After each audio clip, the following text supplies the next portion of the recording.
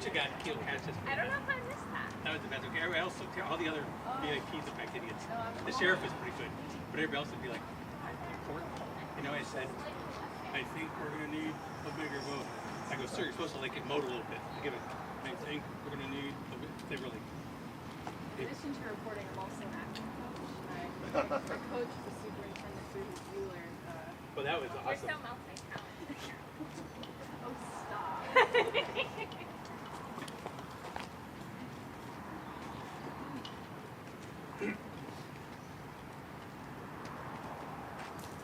I'll be right there. Oh, sure. Trying to fuck it. How are you?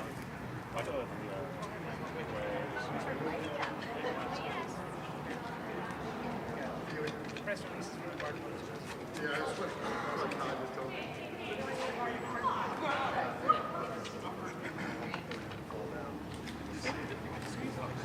How you doing, folks? Good, how are you? Good afternoon, everybody. I won't lean on the podium, so don't panic. First of all, thank you for your patience with us. Our agency and Brevard Public Schools, Dr. Blackburn and I have actually two different press releases to discuss with you today, and what we'd like to do is take them in order in their entirety so that we can fully discuss each of them as we go through. The first one that we're going to discuss is the arrest of a former Brevard Public School bookkeeper who was arrested for fraud-related crimes. The Brevard County Sheriff's Office Economic Crimes Unit has culminated an investigation into the allegations of embezzlement of funds with the arrest of former Brevard Public Schools keeper. Earlier today, our team arrested 50-year-old Patricia Marie Coleman of Cable Street in West Melbourne. She was arrested for aggravated white-collar crime, scheme to defraud over $50,000, money laundering, depositing a check with the intent to defraud, 89 counts of that, forgery, 6 counts, uttering a forged check, 53 counts, criminal use of personal ID info over $5,000. There's 3 separate counts of that. Grand theft over $20,000 and grand theft over $300 with 19 counts of that. As you can see pretty extensive arrest, pretty extensive theft from it, as we'll go into detail. She was transported to the Brevard County Jail on a bond just in excess of $1 million that was set. The investigation was initiated in August of 2016 after the Brevard County Public School District was contacted by the newly appointed treasurer of All Florida Junior Rodeo Association. BPS was advised by that association that there seemed to be some irregularities in their former bookkeeping, which had been done by Ms. Coleman. They were also concerned about why a check had been written from the school board to that association. Dr. Blackburn and his team, upon finding out the information, were very concerned, knowing that a bookkeeper at one of the schools was possibly engaged in some irregularities in a bookkeeping aspect. They initiated their own internal audit of funds and started looking at the transactions, an audit of both the Cape Coast Conference account that the bookkeeper was in charge of and the O'Galley High School general internal accounts. The audit resulted in irregularities and concerning transactions in those accounts, and at that time they contacted the Brevard County Sheriff's Office, and our Economic Crimes Unit was assigned to it.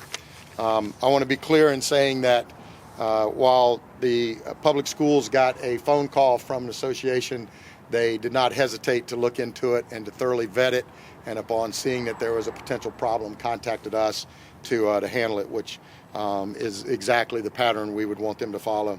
The investigation subsequently revealed that over a 2-year period, covering from 2014 to 2015 and also 2016 to 2017, Coleman embezzled $96,592.58 from O'Galley High School and an additional $22,825 from the Cape Coast Conference. Further investigation also determined that Coleman embezzled over $50,000 while acting as the treasurer for the 2 rodeo associations. The task force found that Coleman used various methods to avoid detection. She would commingle funds between all 4 accounts and divert checks received from the intended accounts to her own personal accounts. Essentially, she was taking checks from each of the different accounts she was responsible for and writing them to the different associations, to the different accounts, kind of building a house of cards, if you will, and ultimately that house of cards came crashing down.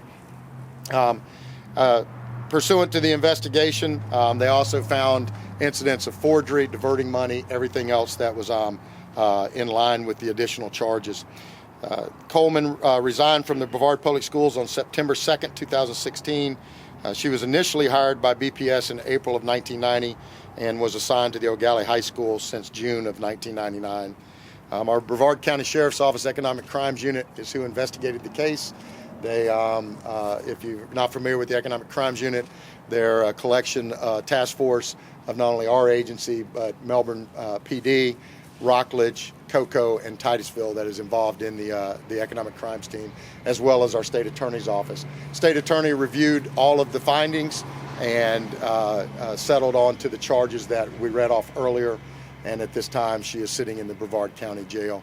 I'll turn the mic over at this time to Dr. Blackburn, who can address any questions or any thoughts that he has from the public schools side.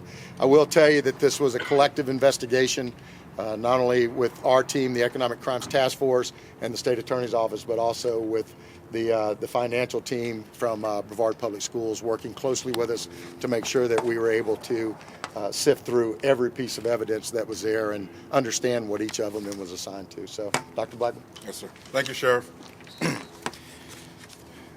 You know, it's definitely a privilege to be able to work for Brevard Public Schools, to be able to work with America's children. And violation of that privilege, there's probably no crime greater than that. As the sheriff mentioned, Patricia Coleman violated her trust, stole funds right literally out of the mouths of children. These are dollars that are primarily raised for kids, by kids, to fund field trips, activities, functions, extracurricular activities.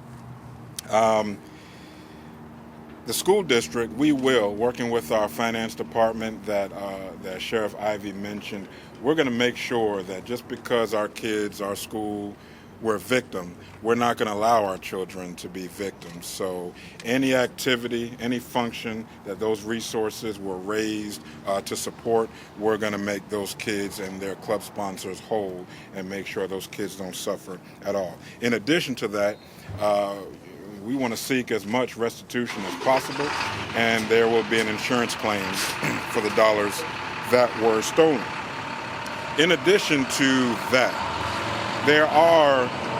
we're on a never-ending search, as many of you know, to make sure we as an organization build on all of our strengths while eliminating and reducing the impact of any kind of weaknesses that exist within our operation. So we've already been monitoring and watching the way we manage our assets here in the district. So in addition to this investigation, we've made several changes across the system. One, we're going towards hiring an armored car service to transport our resources from schools, from departments and locations, also centralizing our school accounts, which will make reconciliation of bank accounts and identification of this kind of fraud more evident to us. Centralizing portions of our accounting processes here in our finance department.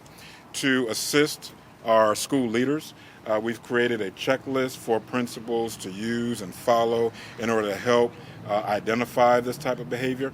Even though the criminal activities were very, very elaborate in nature, we still want to arm our school leaders and department directors with the information in order to try their best to catch these folks.